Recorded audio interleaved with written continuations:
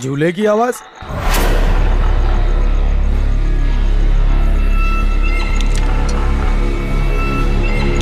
इतनी रात कौन हो सकता है?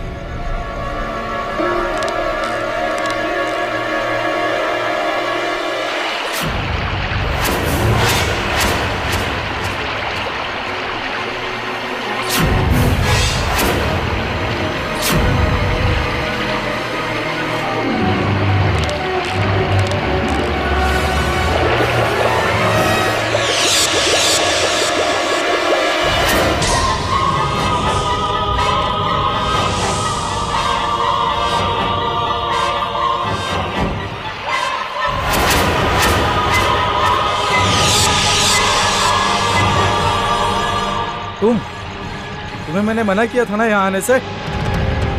इतनी रात गए तुम यहाँ क्या कर रहे हो? मुझसे इतनी ऊंची आवाज में बात मत करो।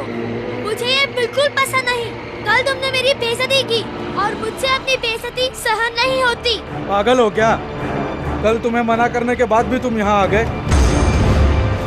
अब चुपचाप यहाँ से चले जाओ, वरना तुम्हें कल की तरह मार मार के यहाँ से बाहर भगा दूंगा। कल उन लोगों के सामने मैंने तुम्हें कुछ नहीं कहा था, पर आज मैं तुम्हें नहीं छोड़ूंगा, क्योंकि कोई मुझसे ऊंची आवाज में बात करे ये मुझे बिल्कुल पसंद नहीं। अच्छा, अब मैं तुम्हें बताता हूँ मुझे क्या पसंद है। भागते हो कि नहीं? मैंने तुम्हें एक बार कहा ना, मुझे ऐसे लोग बिल्कुल पसंद नहीं जो मेरी बेइज्जती करते हैं।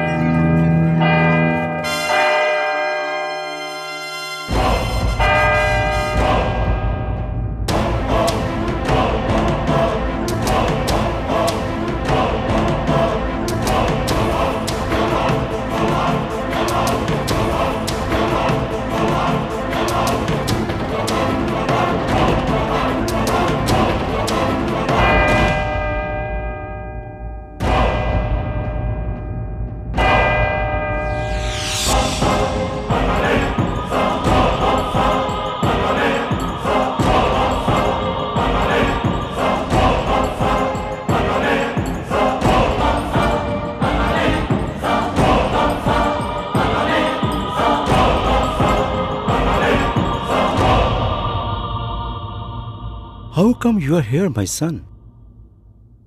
This is not a playground. ये चर्च है। मैं जानता हूँ फादर, मुझे आपसे कुछ कन्फेस करना है। कन्फेस? अभी तुम इतने बड़े नहीं हुए हो कि तुम्हें कुछ कन्फेस करना पड़े। हाँ? अगर तुमसे कोई गलती हो भी गई तो गॉड तुम्हें माफ कर देंगे, क्योंकि तुम अभी बच्चे हो। नो फादर, मैं ऐसा नहीं मानता। क्यों? तुम ऐसा क्यों नहीं मानती? क्योंकि ऐसा भी हो सकता है कि एक मासूम बच्चे में भगवान नहीं, शैतान छुपा हुआ हो। ये तुमसे किसने कहा? पहले आप मुझसे प्रॉमिस कीजिए कि जो मैं आपको बताने जा रहा हूँ आप वह किसी से नहीं कहेंगे। प्रॉमिस। मैं किसी से कुछ नहीं कहूँगा। कल रात आपने फैंटेसी लैंड के गेटकीपर के मरने की न्यूज़ तो सुनी होगी। यस, उसे किसी ने जलाकर मार डाला। किसी ने नहीं, मैंने उसे मारा था। I killed him, father. I killed him. तुमने उसे मार डाला? लेकिन क्यों? क्योंकि उसने सब लोगों के सामने मेरी बेइज्जती की, और जो लोग मेरी बेइज्जती करते हैं मैं उन्हें जिंदा नहीं छोड़ता। What? ये क्या मजाक है? ये मजाक नहीं है, ये सच है फादर, ये सच है। क्या तुमने ये बात अपने मम्मी पापा को बताई? नहीं, सिर्फ आपको बताई है। तुम मुझे अपने पापा का नंबर बताओ। फादर, आपने मुझसे प्रॉमिस किया था कि आप मेरी बात किसी से नहीं कहेंगे, और आप अपना प्रॉमिस तोड़ रहे हैं।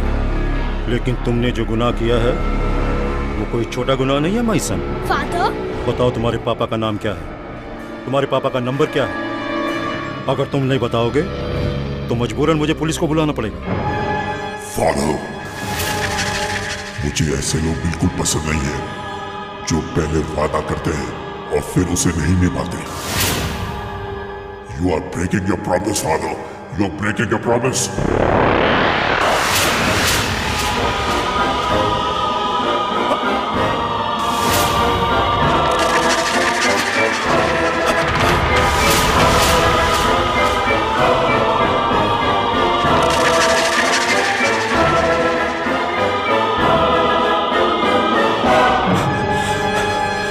कौन हो तुम? यहाँ क्या कर रहे हो? ये गॉड का घर है।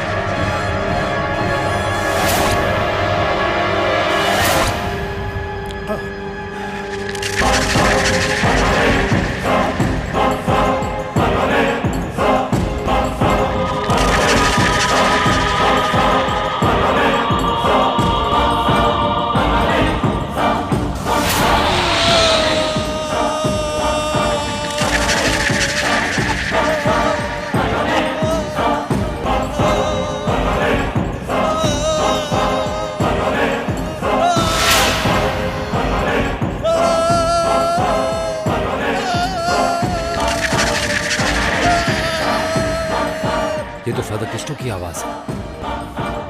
I think he needs help.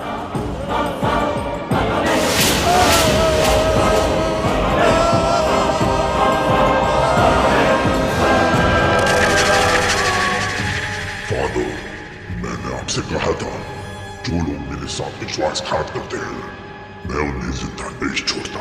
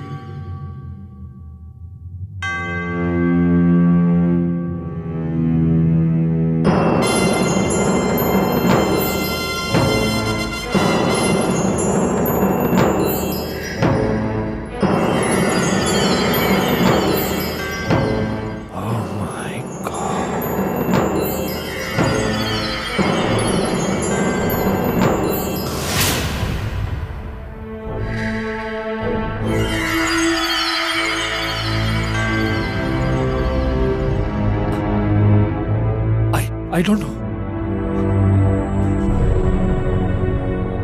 ये क्या हुआ देखो।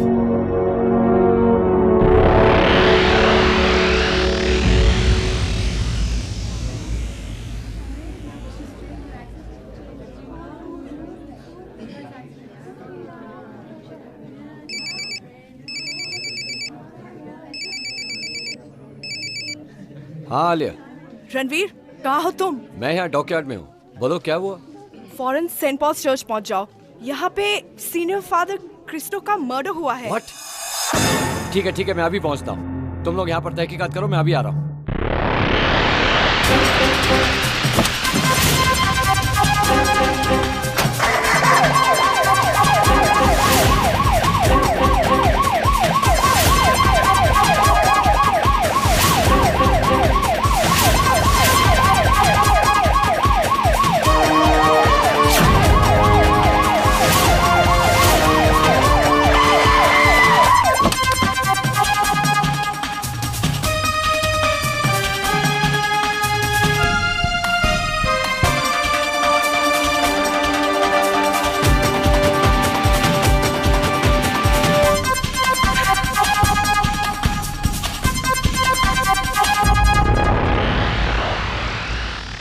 रणवीर, मौत जलने से हुई है, लेकिन जलाने का तरीका समझ में नहीं आया।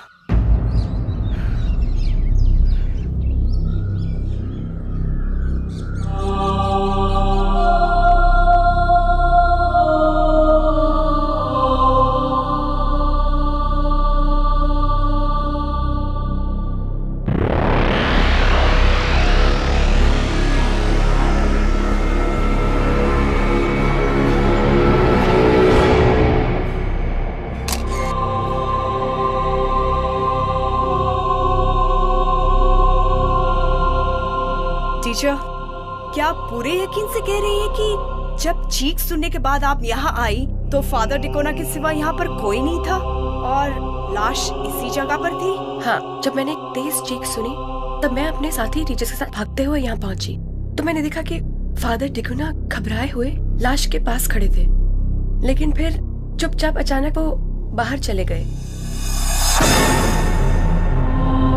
मैं आपसे कुछ सवाल करना चाहता हूँ, लेकिन मेरे सवालों का जवाब देने से पहले ठीक से सोच लीजिएगा। जी पूछिए। फादर क्रिस्टो की मौत के बाद फादर डिकोना इस चर्च के हेड प्रीस्ट बनने वाले थे। क्या आप मुझे बता सकते हैं कि उन दोनों के बीच में कैसे संबंध है? जी ये तो मैं नहीं जानती। मैं बताती हूँ। फादर क्रिस्टो और फादर डिकोना के विचार आपस में बिल्कुल नहीं मिलते थे। फादर क्रिस्टो अंधविश्वास पर बिल्कुल यकीन नहीं करते थे, जबकि फादर डिकोना वो उन सभी बातों पर यकीन करते थे, इसलिए अक्सर उन दोनों में बहस हुआ करती थी। क्या ये सच है टीचर? हाँ, ये सच है। मैंने भी फादर डिकोना को उनसे बहस करते हुए कई बार देखा था। वो दोनों एक दूसरे को बिल्कुल पसंद नहीं करते थे और इसलिए हमेशा एक दूसरे को नीचा दिखाने की कोशिश में लगे रहते थे। फादर क्रिस्टो का मानना था कि चर्च को अंधविश्वासों में बिल्कुल यकीन नहीं करना चाहिए, जबकि फादर डिकोना चर्च में प्रार्थना करने आए सभी लोगों में अंधविश्वास फैलाते रहते थे, इसलिए फादर क्रिस्टो उनसे नाराज रहते थे।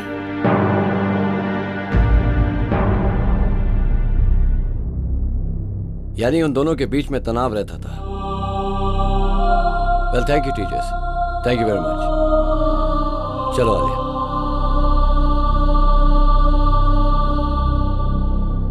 रणवीर, मुझे लगता है फादर क्रिस्टो की मौत बिजली का करंट लगने से हुई है। नहीं आलिया, फादर क्रिस्टो की मौत की वजह बिजली का करंट नहीं बल्कि कुछ और है।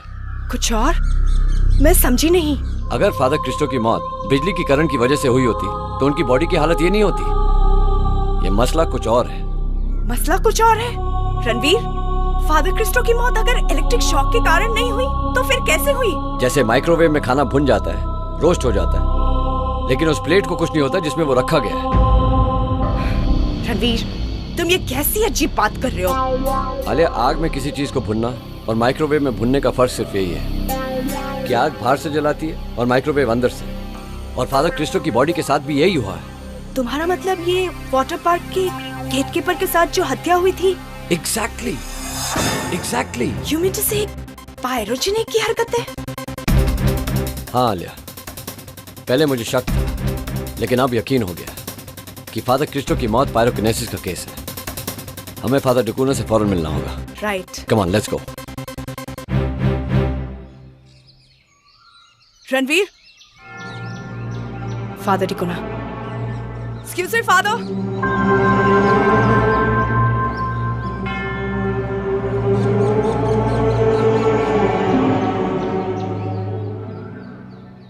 Hello father. Hello. Hello father. Hello my son. Father, मेरा नाम रणबीर है, ऑफिसर ऑन स्पेशल ड्यूटी, और ये मेरी कोलीग आलिया है। कहिए, how can I help you? Father, आपके हेड प्रीस्ट फादर क्रिस्टो की हत्या हो गई है, और उनकी डेड बॉडी के पास सबसे पहले आप थे। फिर अचानक उन्हें छोड़कर आप कहां चले गए?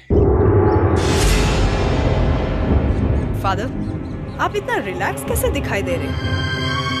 जबकि सारा स्कूल और सोसाइटी ये खबर सुनकर शॉक्ड रह गई। माय सन, जब भी किसी की मौत आती है तो उसे कोई रोक नहीं सकता। एक दिन गॉड सभी को अपने घर बुला लेता है। हम सबको वहीं जाना है जहां पर फादर क्रिस्टो गए हैं। माय सन, मुझे भी फादर क्रिस्टो की मौत का बड़ा अफसोस है, पर क्या कर सकते हैं, होने को कौन टाल सकता है। लेकिन फादर, जिस तरह फादर क्रिस्टो की डेथ हुई है वो नेचुरल नहीं है, उनका मर्डर हुआ है। क्या आपको ऐसा नहीं लगता? यस माय चाइल्ड, उनकी डेड बॉडी देखने के बाद मुझे भी कुछ ऐसा ही महसूस हुआ था। फादर, आपको देखकर ऐसा नहीं लगता कि फादर क्रिस्टो की हत्या के बाद आपको कोई दुख हुआ है? आप तो अपना दिन का सारा काम ऐसे कर रहे हैं जैसे कि कुछ हुआ ही नहीं। तो क्या मैं अपनी ड्यूटी भूल जाऊं? माय सन, आप नहीं जानते कि फादर क्रिस्टो की मौत के बाद इस चर्च की सारी जिम्मेदारियां मेरे कंधों पर आ गई हैं। अब सिर्फ मैं ही इस चर्च का इंचार्ज हूं। यही सब जानकर तो मैं आपसे सवाल कर रहा हूं। फादर क्रिस्टो की जलने से मौत हुई है और आप वहां मौजूद थे।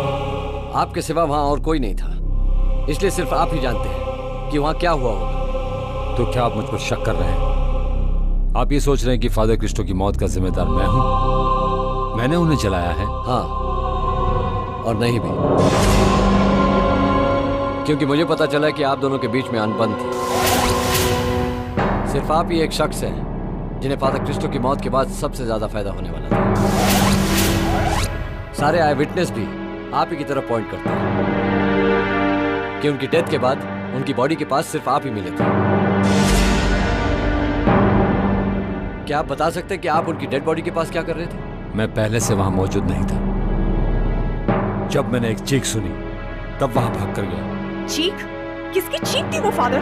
क्या आप हमें बता सकते हैं? जी, फादर क्रिस्टो की चीख थी। जब मैंने चीख सुनी तो मुझे ऐसा लगा कि फादर क्रिस्टो को मेरी जरूरत है। मैं वहां भाग कर गया। तब वहां मैंने एक बच्चे को निकलते हुए देखा। बच्चा? जी। कौन बच्चा? हमारे स्कूल का स्टूडेंट है, राहुल मल्होत्रा। क्या आपके कहने का मतलब है कि इस बच्चे का कुछ लेना देना है उस मर्डर से? जी नहीं, वो 12 साल का छोटा सा मासूम सा बच्चा है। एक्सक्यूज मी, मेरे प्रेयर्स का वक्त हो गया है। God bless you both. So what do you think? ये तो बच्चे से मिलने के बाद ही पता चलेगा।